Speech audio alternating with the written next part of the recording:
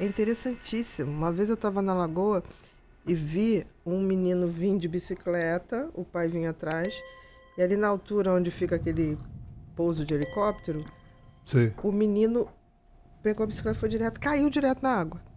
Que Caramba. agora botaram, né? Sim.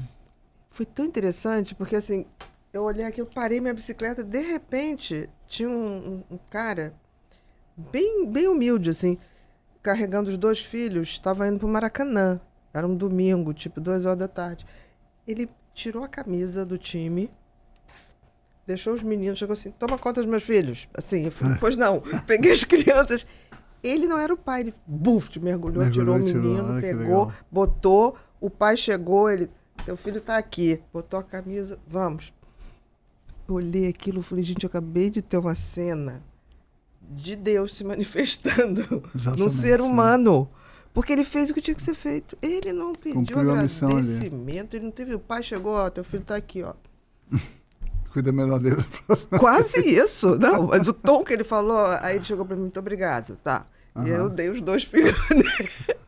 Eu falei, gente... Cumpriu o teu papel também, né? Sim, mas eu não teria... Eu fiquei tão chocada que, tipo assim, ele fez o que tinha que ser feito. Eu falei, gente, é isso. Não tinha o que pensar. Era pegar. Maravilhoso. Aquilo foi tão lindo que a Lagoa se tornou para mim, foi assim, onde a gente vê humanidade. Exatamente. Do nada você vai ver humanidade. Tem gente interagindo em paz, sem consumo demais, sem, né, gratuitamente, com árvores, com uma vista bonita. Vai ter humanidade também. A gente vai manifestar a nossa humanidade. O melhor, né, da gente. Né? Próximo, Bru. E a gente chega aí na Comissão de Educação aprova projeto que proíbe celular em escolas. É a partir de janeiro, Daniel? Não. Esse projeto não foi...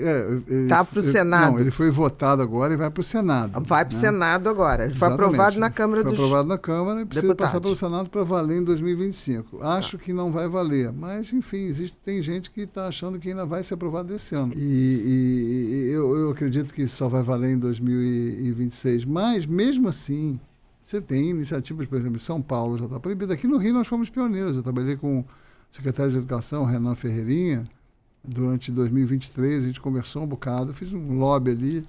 E lobby do bem. Ajudei eles a planejar a ideia e eles já proibiram o celular em 2024.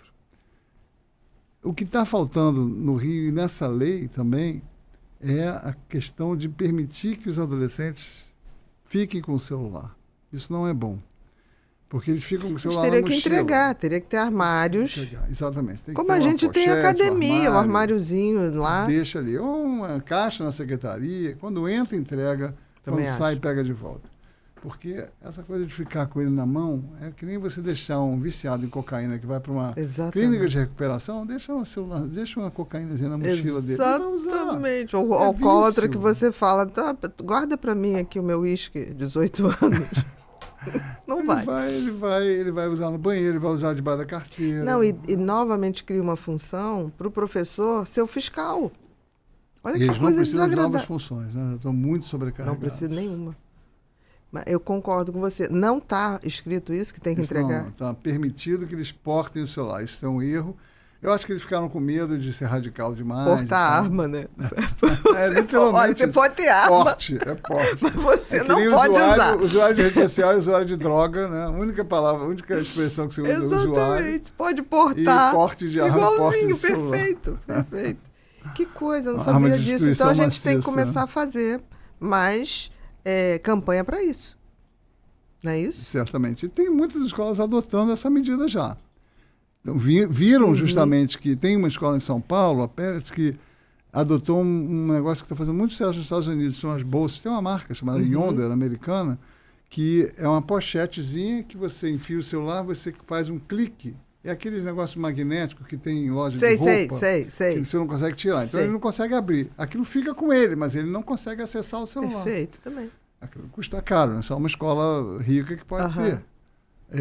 E aí a escola não tem responsabilidade sobre o sumiço daquele aparelho eventualmente, e também é impossível, no começo eles tentaram, botaram fogo caro, nas coisas, quebraram com martelo, alicate, mas não teve jeito. Exatamente.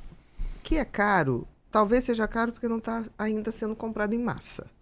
Exatamente. Porque na hora que comprar em massa, vai comprar para todas as escolas, esse preço vai se reduzir e vai valer a pena. É um investimento. Tomara que é uma boa solução. Tem nome vai deixar numa caixa de madeira lá na entrada da escola, com o nomezinho dela e tal, para não ter confusão.